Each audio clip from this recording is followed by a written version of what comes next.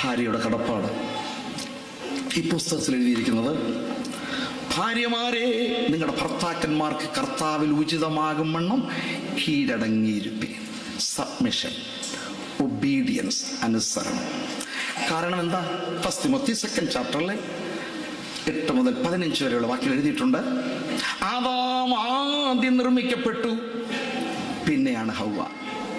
Adam അല്ല, സ്ത്രീ അത്രേ വഞ്ചിക്കപ്പെട്ട് ലംഘനത്തിൽ അകപ്പെട്ടത്.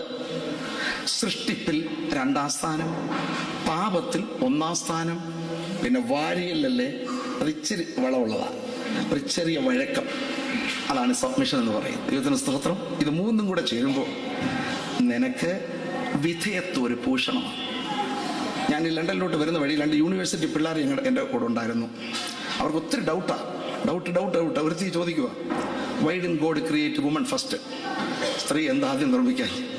ഞാൻ പറഞ്ഞു, 2ാമത് സൃഷ്ടിച്ചിട്ട് ഇങ്ങനെയൊക്കെ ഇരിക്കുന്നു, 1ാമതായിരുന്നു പിന്നെ എന്തുമായിരുന്നു, അയ്യോ എന്ന് പറഞ്ഞ് നിർത്തി. എൻ്റെ കുഞ്ഞേ, 2ാമത് ഉണ്ടാക്കി വെച്ചിട്ട് അനുസരിക്കുന്നില്ല, പിന്നെ 1ാമത് ഉണ്ടാക്കിയാലോ? ദൈവം തമ്പുരാൻ ബുദ്ധിയുള്ളവനായുണ്ടാന്ന് മാത്രം പറഞ്ഞു. സൃഷ്ടിപ്പിൽ 2ാം സ്ഥാനം, പാപത്തിൽ 1ാം സ്ഥാനം, വാരിയലിന്റെ വളവും കൂടെ ചേരുമ്പോൾ സ്ത്രീയെ നിനക്ക് വിധേയത്വം ഭൂഷണമാണ്. ബൈബിൾ പറയുന്നു ഒബീഡിയൻസ്. നിനക്കായിരിക്കും ഭർത്താവിനേക്കാൾ സൗന്ദര്യം കൂടുതൽ, നിനക്കായിരിക്കും ആരോഗ്യം കൂടുതൽ, നിനക്കായിരിക്കും ശമ്പളം കൂടുതൽ, നിനക്കായിരിക്കും സീനിയോറിറ്റി കൂടുതൽ, നിനക്ക് 5 അടി 5 ഇഞ്ചും നിന്റെ ഭർത്താവിന് 5 അടി 3 ഇഞ്ച് കാണൂ. ചിലപ്പോൾ നിനക്കായിരിക്കും നീളം കൂടുതൽ, ചിലപ്പോൾ നിനക്കായിരിക്കും പ്രായവും കൂടുതൽ. Okay, no problem. എങ്കിലും സബ്മിഷൻ, ഒബീഡിയൻസ് നിനക്കൊരു ഭൂഷണം തന്നെയാണ്. സാറ അബ്രഹാമിനെ എന്തോ വിളിച്ചു? യജമാനൻ. യജമാനെന്ന് വിളിച്ചനുസരിച്ച്. സംബോധനയിൽ തന്നെ റെസ്പെക്ട് വേണം. നമ്മുടെ സിറിയൻ ക്രിസ്ത്യൻ കൾച്ചറൊക്കെ അങ്ങനെയാണ്. നമ്മുടെ അപ്പച്ചന്മാരെ അമ്മച്ചിമാരെ പേര് വിളിക്കാറില്ലായിരുന്നല്ലോ. കേട്ടോ, ദേ പിള്ളേരുടെ അപ്പൻ, ഇങ്ങനെയൊക്കെ വിളിച്ച്, അതൊരു റെസ്പെക്റ്റാണ്. വെറും പേര് നികഷ്ടമായി വിളിച്ച് തരം താഴ്ത്തരുത്. അതാദ്യം തന്നെ തീരുമാനിക്കേണ്ടതാണ്. ഒരു ഭർത്താവ് ഭാര്യ കുടുംബജീവിതം ആരംഭിക്കുന്ന ദിവസം കല്യാണം കഴിഞ്ഞ് വീട്ടിൽ വന്നപ്പോഴേ തന്നെ ഭാര്യ ചോദിച്ചു, ഞാൻ നിങ്ങളെ എന്തോ വിളിക്കണം? സഹൃദയനെ ഭർത്താവ് പറഞ്ഞു, എന്തും വിളിച്ചോളൂ, ചീത്ത വിളിക്കല്ലേ മാത്രം, എന്ത് വിളിച്ചോളൂ. ആ ബ്രോഡ് മൈൻഡഡ് മാന് വേണ്ടി ഞാൻ ദൈവത്തെ സ്തുതിക്കും. അസഭ്യം പറയാതെ സംതിങ് റെസ്പെക്ട്. യജമാനൻ, അതാണ് എബ്രായ ഭാഷയിൽ അഡോണായി, എൻ്റെ അഡോണായും വൃദ്ധനായി. ഇത് പ്രസംഗിച്ച് കേട്ട് ഒരു സ്ത്രീക്ക് ഇംഗ്ലീഷ് അറിയാൻ പറ്റുന്ന എടോ നായി എന്ന് വിളിച്ചു. അവർക്ക് മനസ്സിലായി, എടോ നായി അങ്ങനെയല്ല പറഞ്ഞു, അഡോണായി, എൻ്റെ അഡോണായും വൃദ്ധനായി. എങ്ങനെയാണ് റെസ്പെക്ട് സംതിങ്. എൻ്റെ ഭാര്യ എന്നെ എപ്പോഴും അച്ഛ എന്നാണ് വിളിക്കുന്നത്. എന്നെ ദേഷ്യം വരുവാണെങ്കിൽ ഉപദേശി എന്ന് വിളിക്കും. ടെക്നിക്കാണ്. ഉപദേശി എന്ന് വിളിച്ചാൽ പിന്നെ എനിക്ക് അധികം പിന്നെ സംസാരിക്കേണ്ട ആവശ്യമില്ല. മിണ്ടാതിരുന്ന് ഉപദേശി എന്ന് അറിഞ്ഞുകൊള്ളുകയും ഉപദേശിയാണെന്ന് ഓർത്തോണം. അപ്പം അങ്ങനെയുള്ള നല്ല പദങ്ങളൊക്കെ ഡിക്ഷണറിയിലുണ്ട്. ദൈവത്തിന് സ്തോത്രം ഉണ്ടാകട്ടെ.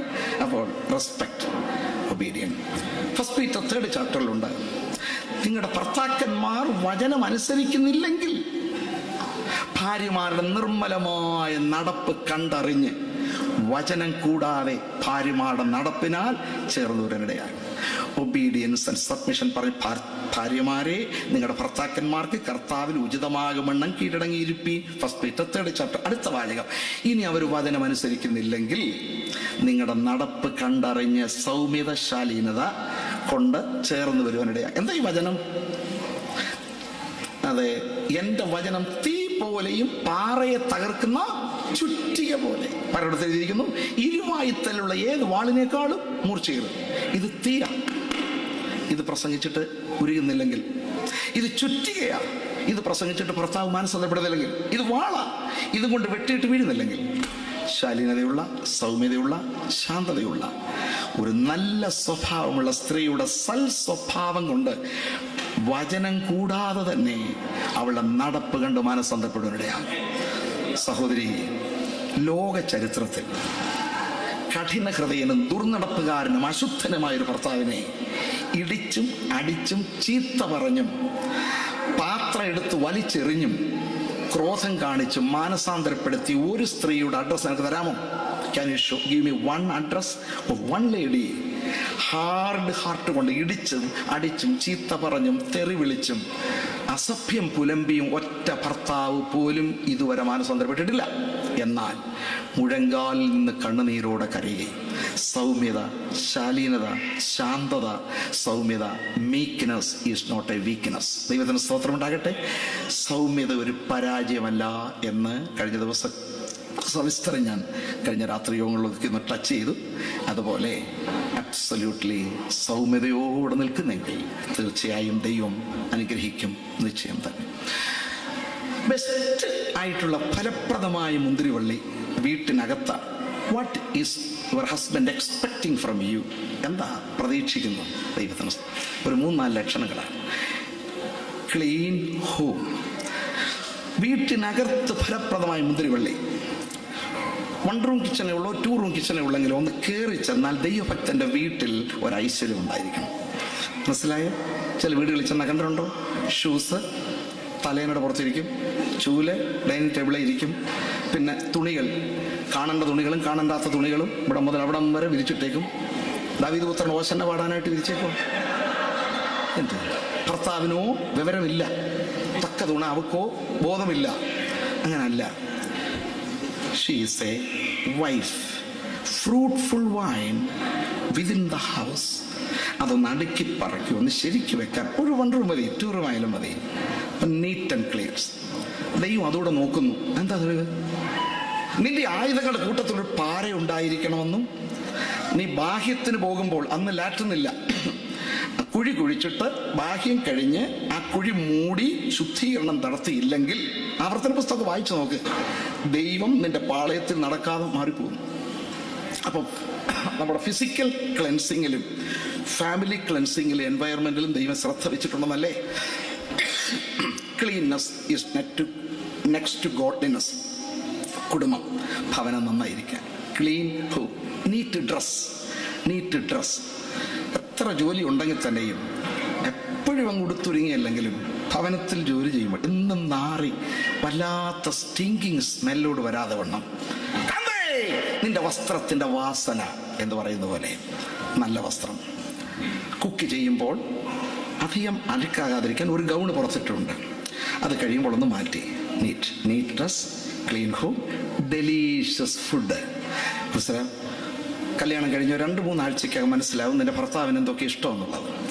നല്ല ഫുഡ് ഉണ്ടാക്കി കൊടുക്കണം. നല്ല ഫുഡ്. ഇയാളങ്ങോട്ട് ഇങ്ങനെ ചെയ്തു എന്ന് പറയരുത്. ആമേൻ. അതിൽ ഒരു അപ്പച്ചൻ പറഞ്ഞത്, അമ്മച്ചി പറഞ്ഞു, മോനെ നീ ഇറച്ചി കൊണ്ടുവന്നാൽ മതി, നിന്റെ പിതാവിന് രുചികരമായ ഭക്ഷണം പാചകം ചെയ്യാൻ എനിക്കറിയാം. സോ അഫെക്ഷൻ നിനക്ക് കിട്ടും. Delicious food. The way to the heart is through stomach.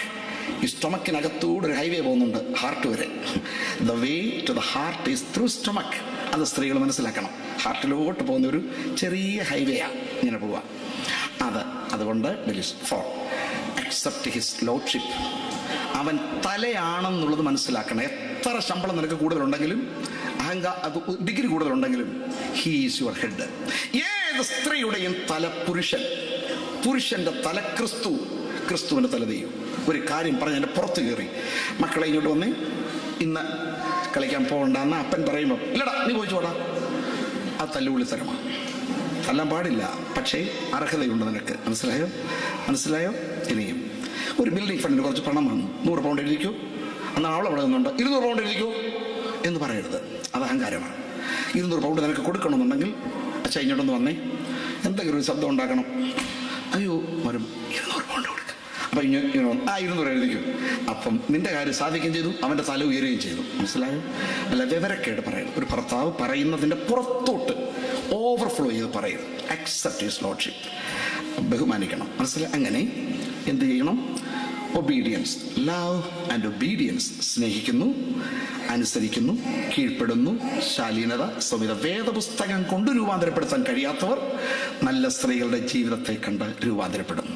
Clean home, neat dress, delicious food and accept his lordship. ഇങ്ങനെയാണ് കുടുംബജീവിതത്തിൽ ഇത്രയും ആ വിഷയം പറയുക. പിന്നെ ഒരിക്കലും ഒരു പെർഫെക്റ്റ് പാർട്ട്ണറെ പ്രതീക്ഷിക്കരുത്. 100-200 കല്യാണങ്ങൾ ഞാൻ നടത്തി, 100 കണക്കിന് കല്യാണങ്ങളിൽ പ്രസംഗിച്ചു. ഇപ്പോഴൊക്കെ ഞാൻ പറയുന്നൊരു കാര്യമുണ്ട്. The success in the Christian marriage is not looking for the best partner, but you try to become the best partner. ക്രിസ്തീയ ജീവിതത്തിന്റെ കുടുംബജീവിതത്തിന്റെ രഹസ്യം കുറ്റമില്ലാത്തൊരു പങ്കാളിയെ തേടുന്നതല്ല, നീ കുറ്റമില്ലാത്തൊരു പങ്കാളിയായി തീരുവാൻ ശ്രമിക്കണം. ഒരു മെത്രാച്ചൻ, ഒത്തിരി സഭകളുടെ നേതാവ്, ഒരു വീട്ടിൽ ഇങ്ങനെ ചെന്നപ്പോൾ പറഞ്ഞു, മെത്രാച്ച എൻ്റെ ചെറുക്കനൊരു പെണ്ണിനെ വേണം. മെത്രാച്ചൻ ഒത്തിരി സഭകളുടെ ചുമതലയുണ്ടല്ലോ, എവിടെങ്കിലും.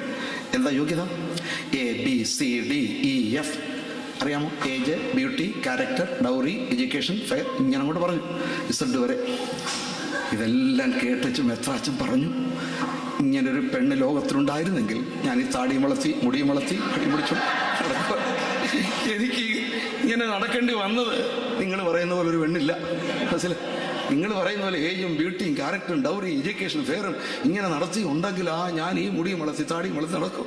ഇങ്ങനെ ഒന്നും ഇല്ലാത്തത് കൊണ്ടാണ് മക്കളെ ഞാൻ ഇങ്ങനെ നടക്കേണ്ടി വന്നത് എന്ന് പറയുന്നുണ്ട്. Never expect perfection. Man, you are not perfect. Don't expect perfection in your life partner. സഹോദര, നിനക്ക് പൂർണ്ണതയില്ലല്ലോ, നിന്റെ പങ്കാളിയിലും പൂർണ്ണത പ്രതീക്ഷിക്കരുത്. സഹോദരി, നിനക്ക് പൂർണ്ണതയില്ല, നിന്റെ പങ്കാളിയിലും പൂർണ്ണത പ്രതീക്ഷിക്കരുത്. Don't look for perfection, but you try to become perfect. And next principle, marriage is a union between two forgivers. Forgive, forgive, forgive, forgive. Forgiveness ഇല്ലാത്തവർക്ക് കുടുംബജീവിതം നയിക്കാൻ പറ്റത്തില്ല. You must forgive. ചില സ്ഥലങ്ങളിൽ കല്യാണത്തിന് കൈ കോർത്ത് പിടിപ്പിക്കും മുമ്പേ ഒരു രാജ്യത്ത് കുടത്തിനകത്ത് വെസറ് ആൻസ് നിറയ്ക്കും. ഒരു ചെറുക്കൻ്റെ കൈ അതിനകത്തോട്ടിടും. ആ വെസറെല്ലാം കൂടെ അവനെ കടിക്കുമ്പോഴും അവൻ ചിരിച്ചുകൊണ്ടിരിക്കണം. അങ്ങനെ ക്ഷമയുണ്ടെങ്കിലേ പിന്നെ ഭാര്യയുടെ കൈയെ പിടിപ്പിക്കത്തുള്ളൂ. മനസ്സിലാക്കിയവർ കഴിഞ്ഞ ദൈവത്തെ സ്തുതിക്കും. ആ വെസറവനെ കടിക്കുമ്പോഴും ചിരിച്ചുകൊണ്ടിരിക്കണം. അത് മുഴുവൻ കടിക്കുമ്പോഴും അത്രയും ക്ഷമയുണ്ടെങ്കിൽ നീ യോഗ്യൻ, നീയാണ് യോഗ്യൻ. മനസ്സിലായോ എന്ന് പറഞ്ഞാൽ യു ഹാവ് ടു ഫോർഗീവ്. അതിനുള്ള കൃപ. അപ്പൊ ഭർത്താവിന്റെ രൂപാന്തരത്തിനും ഭാര്യയുടെ രൂപാന്തരത്തിനും പ്രാർത്ഥിക്കുന്ന സഹോദരിമാരുണ്ട്. ഇവിടെ ഒരു മുന്നറിയിപ്പ് ഞാൻ തരാം. നിന്റെ ഭർത്താവ് വളരെ വൾഗറാണ്, വളരെ ബാഡ് ഹാബിറ്റ്സ് ഉണ്ട്. അപ്പം നീ ഭാര്യ, എൻ്റെ കർത്താവേ, എൻ്റെ ഭർത്താവിനെ രൂപാന്തരപ്പെടുത്തണമേ എന്ന് പ്രാർത്ഥിക്കുമ്പോൾ ഒരു വാചകം കൂടെ പറയണം. എൻ്റെ ഭർത്താവ് രൂപാന്തരപ്പെടുന്നത് വരെ ദീർഘക്ഷമയോടെ നിൽക്കാൻ എനിക്ക് കൃപ നൽകണമേ. മനസ്സിലാക്കിയവർ കഴിഞ്ഞ ദൈവത്തിൽ. മനസ്സിലായ സഹോദരൻ? നിന്റെ ഭാര്യയുടെ വൃത്തികെട്ട ചില സ്വഭാവങ്ങൾക്ക് മാറ്റാൻ നീ പ്രാർത്ഥിക്കുക. കർത്താവേ, നീ അവളെ ഒന്ന് ചേഞ്ച് ചെയ്യണമേ. ചേഞ്ച് ഹെർ ലോർഡ് എന്ന് പറയുമ്പോൾ ചേഞ്ച് മീ ലോർഡ്. അവളുടെ ദുസ്വഭാവം മാറുന്നത് വരെ നിലനിൽക്കുവാനും അത് സഹിക്കുവാനും എനിക്ക് കൃപ തരണമേ. മനസ്സിലാക്കിയവർ മാത്രം കരങ്ങൾ ഉയർത്തി സ്തോത്രം ചെയ്തേ. അപ്പൊ നിന്റെ ലൈഫ് പാർട്ട്ണറുടെ ബാഡ് ഹാബിറ്റ് മാറാനായിട്ട് നീ പ്രാർത്ഥിച്ചോ. പ്രാർത്ഥിക്കുമ്പോൾ ആ മാറുന്ന സമയം വരെ നിൽക്കണം.